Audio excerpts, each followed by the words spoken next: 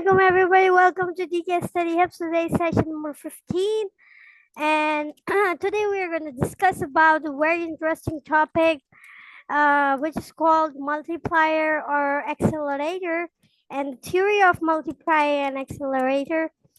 So let's begin. First of all, we have to let's discuss about the definition, and then we're going to talk about the concept.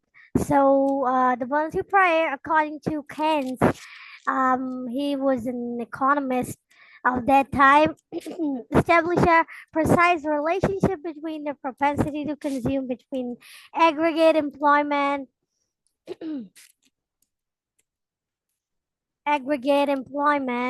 and income. And the rate of investment itself tell us that when there is an increment in investment, income will increase by an amount, which is K, time of investment. So, according to Keynes, what does multiplier mean? It's a precise relationship of give to the propensity to consume between the aggregate employment and the income, the rate of and the rate of investment. It's called kind of relationship between three things. It's a relationship between three things. What are those? Number one is income, employment, and the rate of investment.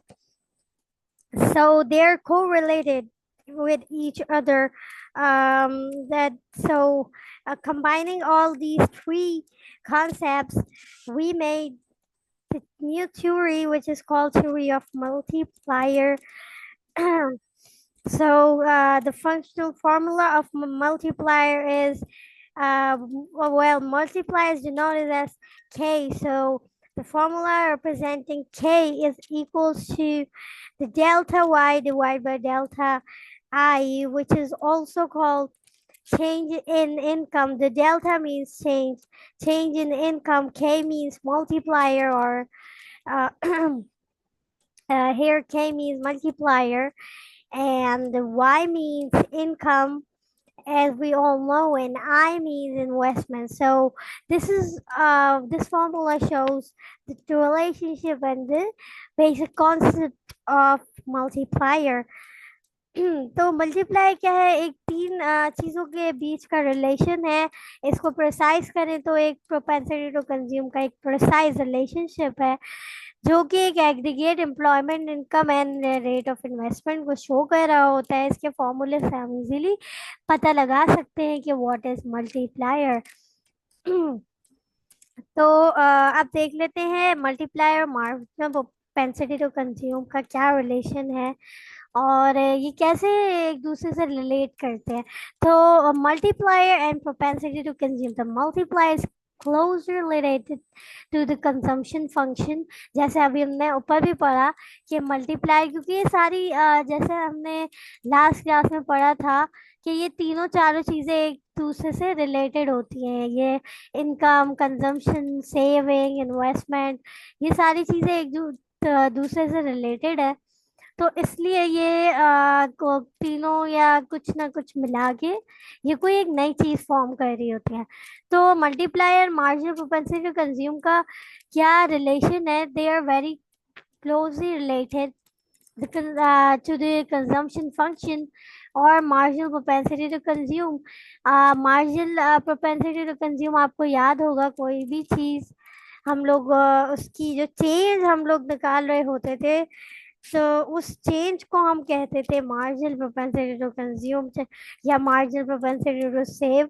जो change हमारा निकल के आ रहा होता था income या consumption से change होने में, तो that is called marginal propensity to consume. तो उसके इन दोनों के फंक्शन से ये रिलेट करता है और बड़ा ही क्लोजली रिलेट है. The higher the marginal propensity to consume, the higher will be the size of multiplier. Multiply can be found out with the help of following formula.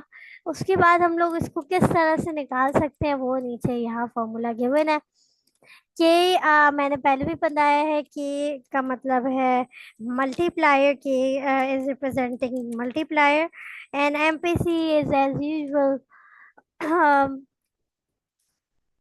is yes, MPC is also called marginal propensity to consume. और फिर क्या हो रहा है, इसका formula में क्या हो रहा है, k is equals to 1/1 - MPC। तो यहाँ पे हमारा ये फॉर्मूला हमें पता चला कि अगर कभी हमें क्वेश्चन दे दिया हो मल्टीप्लाई वगैरह का, तो हमने किस तरह निकालना है. So if the MPC of a society is known, we can easily find the value of a multiplier. Suppose MPC is 4 divided by 5, then K is the normal functional formula is K is equals to 1 divided by 1 minus MPC. अच्छा, ऊपर जो था वो change in income divide by change in investment. तो ये change जो है वो हम ये और ये मतलब नॉर्मल इसका जो बेसिक फॉर्मूला था मल्टीप्लायर का वो ये वाला था. और उसके बाद जो मार्जिन प्रोपेंसिटी, क्योंकि इससे बहुत ज़्यादा क्लोजली रिलेटेड थी, तो इसलिए इसका एक और फॉर्मूला ये वाला भी है, इससे भी हम अपना मल्टीप्लाई निकाल सकते हैं. तो अगर हमें कभी मल्टीप्लाई फाइंड करनी हो वैल्यू और हमें एमपीसी गिवन हो, तो हम कैसे फाइंड आउट कर सकते हैं कि हम लोग यही वाला फॉर्मूला 1/1 - MPC, तो ये करेंगे. तो 1/1 - 4/5, देन 1, फिर इसको कैलकुलेट जब करेंगे तो आंसर 5 आएगा. ये मैंने स्टेप्स लिख दिए हैं तो ताकि आप लोगों को इजीली समझ आ जाए. तो ये हमारा जो है वो एक और दूसरा इसका फंक्शनल फार्मूला है मल्टीप्लाई का, जो कि एमपीसी के की वजह से नया फार्मूला जनरेट हुआ. उसके बाद इसका शेड्यूल देख लेते हैं, क्योंकि एमपीसी और एमपीएस वगैरह चेंज हमें जो मिल रहा होता था हम उससे निकालते थे. तो मैंने यहाँ लिया है एमपीसी फर्स्ट कॉलम में, सेकंड में एमपीएस या फिर एमपीसी -1 जिसे हम कहते हैं, और इसका साथ साथ फॉर्मूला भी लिखा हुआ है ताकि कोई प्रॉब्लम ना हो. तो एमपीसी का क्या फॉर्मूला होता है, change in investment divide by change in income. फिर क्या है, एमपीएस का क्या होता है, एमपीसी -1 और change in saving divide by change in income. फिर उसके बाद मल्टीप्लायर पे आ जाते हैं. तो मल्टीप्लायर के अंदर हमारा क्या शो कर रहा होता है, मल्टीप्लायर का ये हमने ऊपर फॉर्मूला लिखा हुआ है, इस तरह से हम ये वाला फॉर्मूला यूज़ करके यहाँ मल्टीप्लाई हमने निकाला होगा. अब ये रैंडम मैंने अगर ऊपर हमने वो जो पढ़े थे डायग्राम्स और शेड्यूल्स, उसमें से कुछ डेटा उठा के मैंने यहाँ एमपीसी और एमपीएस बना लिया था. अब मल्टीप्लाई कैसे निकला तो वो देख लेते हैं. फर्स्ट लेवल पे तो 0 0 और 1 मल्टीप्लायर था. फिर सेकंड पे क्या हुआ, ये कैसे ये 1 आया, क्योंकि 1 - 1 डिवाइड बाय 1 - MPC, तो 1/1 - 0 = 1, इसलिए यहाँ 1 आ गया. देन सेकंड वाले में क्या हुआ, 1 - 1 - 1 - 1 डिवाइड बाय 2. तो ये क्या आया, 2 आया. तो इस तरह हम कैलकुलेटर पे इसको कैलकुलेट करेंगे. तो जैसे जैसे हम इसे कैलकुलेट करते जाएंगे ये बढ़ता चले जाएगा, और एक वक्त आएगा कि ये हमारा इन्फिनिटी पे चले जाएगा हमारा मल्टीप्लायर.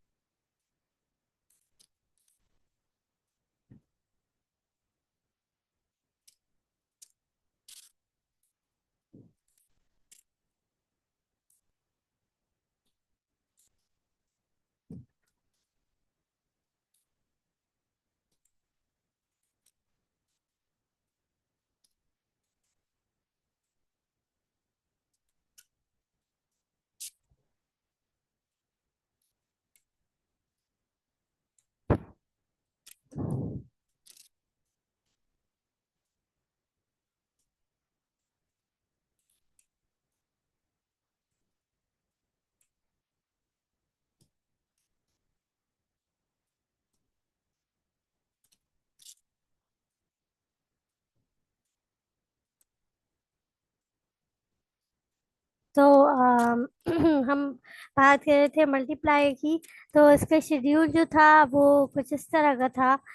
और बेसिकली मल्टीप्लाई एमपीसी और एमपीएस को देख के फिर बनाया जाता है, और ये काफ़ी क्लोजली रिलेटेड होते हैं। तो अगर हम वैसे ओवरऑल या फिर हम लिटरल वे में देखा जाए, तो मल्टीप्लायर इसलिए यूज होता है ताकि हम लोग हमारी जो इकोनॉमी है उसके अंदर जब हमारे लीडर्स को इकोनॉमी को बूस्ट करना होता है, तो वो अपनी स्पेंडिंग्स को देखते हुए वो ये पता लगाने के लिए कि हम अपनी लिमिटेड स्पेंडिंग को किस तरह एलोकेट करें प्रॉपरली, जो कि हम जिससे क्या हो कि हमारी इकोनॉमी बूस्ट हो जाए, जैसे ऐसे प्लांट्स लगा दे, और इस तरह की कोई मैकेनिज्म रोड्स वगैरह बना दे जिससे हमारी इकोनॉमी बूस्ट हो, या फिर इंडस्ट्रीज वगैरह इस टाइप की चीज़ें बनाना शुरू कर दे। तो इससे क्या होगा कि इजीली मल्टीप्लाई से हमें पता लग जाता है कि हमारी इकोनॉमी क्या किस चीज़ किस तरह से बूस्ट हो सकती है। ये तो खैर एक बेसिक कॉन्सेप्ट है। वहाँ पे पूरा मतलब एक नॉर्मली अगर देखा जाए तो वहाँ एक काफ़ी लेंदी मैकेनिज्म होता है जिस तरह मल्टीप्लाई को देखा जाता है। तो होपफुली ये वाली बात समझ आई होगी। और इसकी डायग्राम एंड इलस्ट्रेशन देख लेते हैं दोनों साइड से। नॉर्मली जो हमारा मल्टीप्लाई है, इस डायग्राम के अंदर जो है हमारा जो कर्व सी है वो हमारा हमने इस डायग्राम के अंदर क्या क्या पहले लिया ये देख लेते हैं। हमने वाई एक्सेस पे लिया है aggregate demand, and next axis पे लिया नेशनल इनकम। और ये हमारा जो एंगल बन रहा है ये 45 डिग्री का एंगल बन रहा है। और जो है वो हमेशा हमारा ये वाला जो एंगल बनता है ये 45 डिग्री का एंगल बनता है मल्टीप्लायर का। तो ये होपफुली आपको ये वाली बात समझ आ रही होगी। उप्स, चलिए कोई बात नहीं, मैं इसको बाद में करेक्ट कर लूँगी। तो ये 45 डिग्री का एंगल हमारा बन गया है। और उसके बाद क्या यहाँ पे इतनी सारी जो लाइंस हैं ये क्या रिप्रेजेंट कर रही हैं ये देखते हैं। तो हमारा जो फर्स्ट ऑफ ऑल जो 45 डिग्री का एंगल है वो हम बनाएंगे। उसके बाद फिर क्या करेंगे, इससे हम एलोकेशन अब इससे हम देखेंगे कि ओवरऑल मल्टीप्लायर कैसे हमारा बनेगा। तो हमने 45 डिग्री का एंगल निकाला, उसके बाद क्या किया, वो जो फर्स्ट कर्व है हमारा ये वाला उससे क्या शो हो रहा है, उस पे हमारा था एमपीसी। उसको उसके वो ये हमारा एमपीसी था। और वो जो हमारा इन्वेस्टमेंट एंड कंजम्पशन वाला और वो है कर्व, वो हमारा कौन सा कर्व है 45 डिग्री के एंगल रिप्रेजेंट कर रहा है हमारा इन्वेस्टमेंट एंड कंजम्पशन को। और उसके बाद हमारी जो लाइन हमारी जो सप्लाई कर्व है वो पॉइंट ई पे है। ये हमारी सप्लाई कर्व है। Increase in investment consumption is C plus I C plus I comma and F indicates a new level of income. तो वैसे इजीली अगर इजी वर्ड्स में देखा जाए तो ये क्या क्या चीज़ें हैं। फर्स्ट ऑफ ऑल हमारा जो 45 डिग्री का एंगल है उस पर इनकम एंड एम्प्लॉयमेंट और इनकम एम्प्लॉयमेंट एंड कंजम्पशन को शो कर रही है। उसके बाद क्या हो रहा है कि हमारा जो फर्स्ट कर्व है यहाँ पे सी वाला वो हमारी एमपीसी को शो कर रही है। और देन हमारी जब कंजम्पशन बढ़ी तो हमारा इनकम भी बढ़ी और कंजम्पशन भी बढ़ी। तो सी प्लस आई को ये वाला हमारा जो है वो कर्व शो करे। देन जो थर्ड कर्व है वो ये शो करे कि जब हमारी इनकम जो है वो, ये एमपीसी का कर्व है, ये इनकम एंड इन्वेस्टमेंट का कर्व है। और जब इनकम और इनकम बढ़ी हमारी तो ये हमारा एक और नए कर्व हमने बनाया that is called C plus I common. तो ये हमारा जो है वो हमारा इंक्रीज इन इनकम को शो कर रहा है। अब ये वाली जो लाइन है पॉइंट ई जो है वो रिप्रेजेंट कर रहा है इनिशियल इनकम। ये हमारी इनिशियल इनकम थी। और ये हमारी जो है पॉइंट एच वो हमारी इंक्रीज इन इनकम शो कर रहा है। तो होपफुली हमारी बात आपको क्लियर होगी। बड़ा इजी सा कॉन्सेप्ट है। यहाँ ई पॉइंट ई से एच तक के दरमियान जो हमारा डिस्टेंस है वो क्या है, हमारा चेंज इन इनकम। और ये क्या है, हमारा चेंज इन इन्वेस्टमेंट, क्योंकि इनकम बढ़ी तो हमारी इन्वेस्टमेंट भी ऑब्वियसली बढ़ेगी। तो इस तरह जो है वो हमारी ये चेंज इन इन्वेस्टमेंट है। आई एन आई कॉमा वाला जो हो रहा है, आई को हम इन्वेस्टमेंट बोलते हैं। और साथ साथ हमारी इनकम का भी चल रहा है सिलसिला। तो ये इस तरह से आपस में कनेक्ट हो रहे हैं। मतलब यहाँ इनकम भी है, इन्वेस्टमेंट भी है और कंजम्पशन भी है। जैसे इनकम यहाँ बढ़ रही है, ये चेंज दिख रहे होंगे। तो इन्वेस्टमेंट और कंजम्पशन जब भी बढ़ सकती है जब हमारी इनकम इंक्रीज हो। तो यहाँ हमारी इनकम का ये जो आपको दिख रहा है ना इक्विलिब्रियम पॉइंट, ये सारे इक्विलिब्रियम पॉइंट्स ये शो कर रहे हैं। ये इनिशियल इनकम थी हमारी, और ये हमारी जो इनकम इंक्रीज हुई थी वो थी, जिसकी वजह से हमारी चेंजिंग आ रही है कर्व्स के अंदर।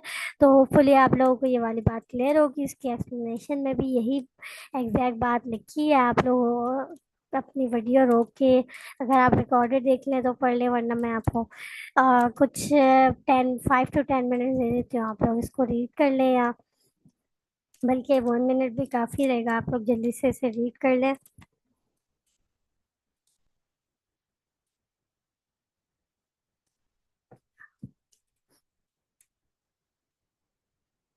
अच्छा, तो आइए फिर इसकी जो नेक्स्ट डायग्राम है, diagrammatically explanation working of multiplier with the help of MPS।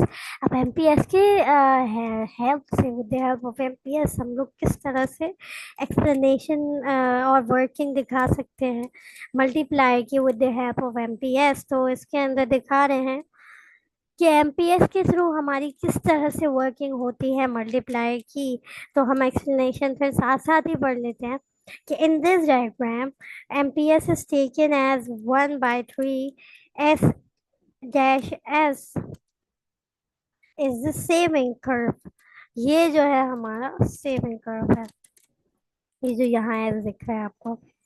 उसके बाद saving curve, I I is investment curve, ये हमारी इन्वेस्टमेंट कर्व है। And the two curve are intersecting at point E which indicates equilibrium of the level of income. ये जो हमारे जो दो इक्विलिब्रियम पॉइंट क्रिएट कर रहे हैं यहाँ पे, दिस वन इफ ये दो जो कर्व्स को इंटरसेक्ट कर रहे हैं, ये कर्व जो है पॉइंट एस जो इन दोनों कर्व्स को इंटरसेक्ट कर रहा है ये आप लोगों को दिख रहा होगा। आई एस को इंटरसेक्ट कर रहे हैं, एस आई को इंटरसेक्ट कर रहा है। तो ये इक्विलिब्रियम पॉइंट क्रिएट कर रहे हैं at the level of national income. If there is a change in investment in the curve I, curve shift to the new position I, comma, and now two curves SS and I dash, or we can say I dash or I comma, and now two curves I dash and SS intersect each other at the point of F, the new equilibrium point level of income determines। अच्छा, इसके अंदर क्या हो रहा है, हमें saving function overall दिखा रहे हैं कि ये जो ये वाला हमारा कर्व है ये हमारा सेविंग फंक्शन का कर्व था। क्योंकि हमारी इनकम बढ़ेगी तो हमारी सेविंग भी बढ़ती चली जा रही है। उसके साथ साथ ये हमारी इनिशियल इन्वेस्टमेंट की लाइन थी। फिर जब हमारी इन्वेस्टमेंट बढ़ गई तो वो आई से आई डैश चली गई, और ये आई कॉमा हो गई। ये मैंने ताकि इन दोनों में डिफरेंस नजर आए इसलिए मैंने यहाँ कॉमा बना दिया है, ताकि आप लोगों को डिफरेंस फील हो ये दोनों, इन दोनों में क्या डिफरेंस है। और ये दोनों जो इससे ये जो हमारी लाइन कट कर रही थी ये इक्विलिब्रियम पॉइंट, इससे हमें पता चला ये वाले पॉइंट पे जहाँ पे सेविंग और इनिशियल इनकम हमारी कट हो रही थी, वो एक इक्विलिब्रियम पॉइंट क्रिएट कर रही थी पॉइंट ई पे। एंड देन जहाँ हमारी वो इंक्रीज, हमने जो इन्वेस्टमेंट बढ़ाई थी, नई पोजीशन शिफ्ट हुई हमारी इन्वेस्टमेंट, तो और हमारी सेविंग जहाँ पे इंटरसेक्ट कर रही थी वहां से एक नया इक्विलिब्रियम पॉइंट क्रिएट हुआ, that is called point F. तो होपफुली ये वाली डायग्राम भी आपको क्लियर होगी। अब इसके बाद हमारा जो आज का सेकंड टॉपिक है that is called concepts, concept of accelerator. अब नाम से ही थोड़ा सा आपको समझ आ रहा होगा कि एक्सेलरेटर क्या होता है। तो the concept of accelerator is like multiplier in other important tool of economic analysis। अब economic analysis के बहुत सारे different tools होते हैं, multiplier, accelerator, तो उसमें से one of them is accelerator। through multiplier, ये कौन है?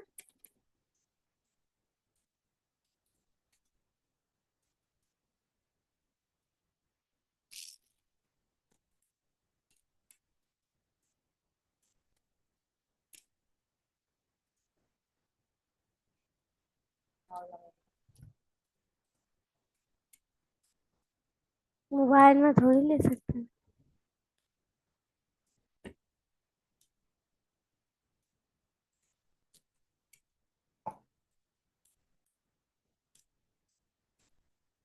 अच्छा, मैं इसे stop recording.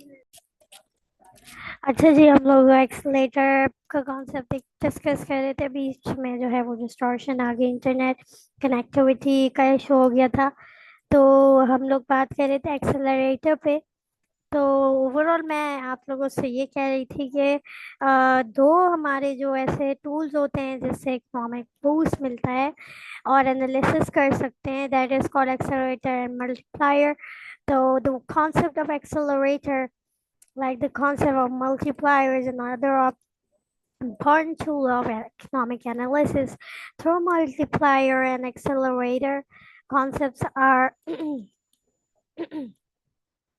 sorry, concepts are I don't know ये क्या लिखा हुआ है, parallel, yet the multiply indicates the effect of the investment।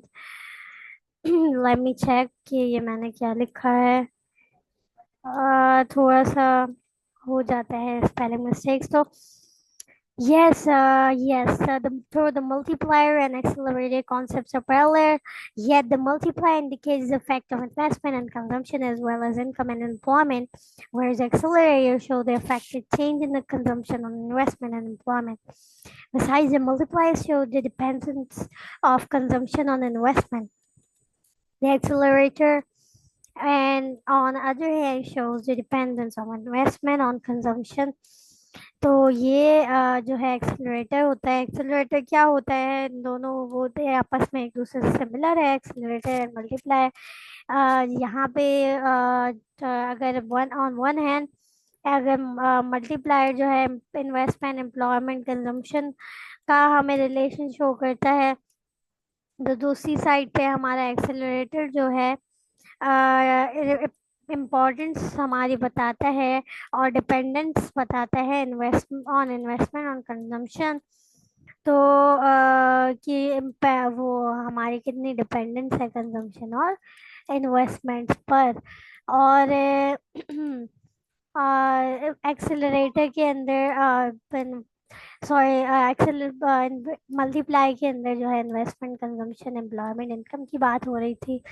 और यहाँ पे इनके इफेक्ट्स की बात हो रही है, effects of change in consumption on investment and employment. तो चेंज जो है, इफेक्ट्स जो है, change in consumption on investment, consumption के चेंज होने से सॉरी, इन्वेस्टमेंट और एम्प्लॉयमेंट के ऊपर क्या इफेक्ट पड़ता है, वो उस पर हम बात करेंगे इसके अंदर। तो ये हमारा एक एक्सीलरेटर का छोटा सा कॉन्सेप्ट है। उसके बाद इसका फॉर्मूला देख लेते हैं। नेट इन्वेस्टमेंट और चेंज इन कैपिटल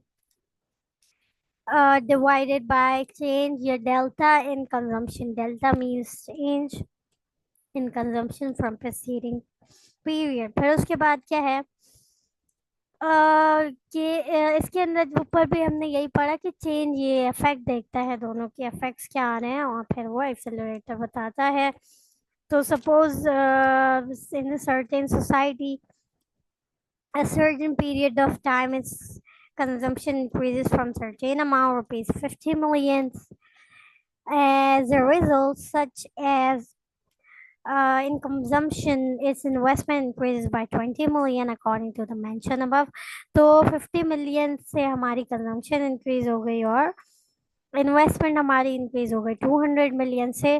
तो जो इंक्रीज हुई है वो चेंज या इफेक्ट बता रही है, तो फिर हम लोग उसको इजीली अपने फॉर्मूले में कर लेंगे, इन्वेस्टमेंट डिवाइड बाय कंजम्पशन का चेंज, और फिर उसके बाद हमारा आंसर आ जाएगा 4। तो ये यहाँ पे हमारा एक्सेलरेटर आ गया 4। तो ये एक छोटा सा कॉन्सेप्ट था एक्सेलरेटर का। और एक्सेलरेटर जैसे गाड़ी का भी होता है, एक इम्पॉर्टेंट टूल है ये भी बूस्ट करने के लिए। तो जब हम एक्सेलरेटर दबाते हैं तो फिर हमें और डिफरेंट चीज़ें और गाड़ी की वो जो स्पीड वगैरह है उसको एक्सेलरेटर के थ्रू हम चेंज कर सकते हैं। और बड़ा ही इम्पोर्टेंट रोल प्ले करता है एक्सेलरेटर। तो यहाँ पे भी कुछ ऐसा ही है, और ये भी इकोनॉमी के अंदर बड़ा ही इम्पोर्टेंट टूल है। तो ये ताकि हम सोसाइटी के अंदर इकोनॉमिक बूस्ट या कोई इन्वेस्टमेंट वगैरह किस तरह से कर सकते हैं। तो ये हमारे दो कॉन्सेप्ट है आज के, मल्टीप्लाई और एक्सेलरेटर। अब इसका कंपैरिजन देख लेते हैं, देन अपनी क्लास वाइंड अप करेंगे। तो comparison between multiplier and accelerator. तो फर्स्ट जो हमारा वो डिफरेंस या कंपैरिजन है, multiply shows the fact change in investment on income and employment. तो change in investment, effect of change in income, जो हमारा चेंज इन इन्वेस्टमेंट, इन्वेस्टमेंट के चेंज होने से हमारी इनकम और एम्प्लॉयमेंट पे क्या असर पड़ता है, मल्टीप्लाई ये शो करता है। और एक्सेलरेटर ये शो करता है, accelerator shows the fact of a change in consumption, consumption के चेंज होने से इन्वेस्टमेंट पे क्या चेंज आ रहा है। तो इसलिए ये दोनों फिर रिलेटेड भी है ना, वो अफेक्ट देख रहा है इनकम और एम्प्लॉयमेंट में। तो पहले हम देखते हैं कंजम्पशन पे क्या अफेक्ट आ रहा है, इन्वेस्टमेंट के ऊपर कंजम्पशन का क्या अफेक्ट आ रहा है, चेंज इन कंजम्पशन, कंजम्पशन ज़्यादा हो इंक्रीज हो या डिक्रीज, उससे हमारी इन्वेस्टमेंट में क्या चेंज आ रहा है वो एक्सेलरेटर में हम देखते हैं। और यहाँ हम effect of change in investment देखते हैं। तो फुल ये वाला पॉइंट समझ आया होगा। फिर दोनों के ये फॉर्मूलाज हैं। The consumption is dependent upon the investment. एक्सेल मल्टीप्लाई में कंजम्पशन डिपेंडेंट होती है इन्वेस्टमेंट पे, और यहाँ पे एक्सेलरेटर में इन्वेस्टमेंट डिपेंडेंट होती है कंजम्पशन पे।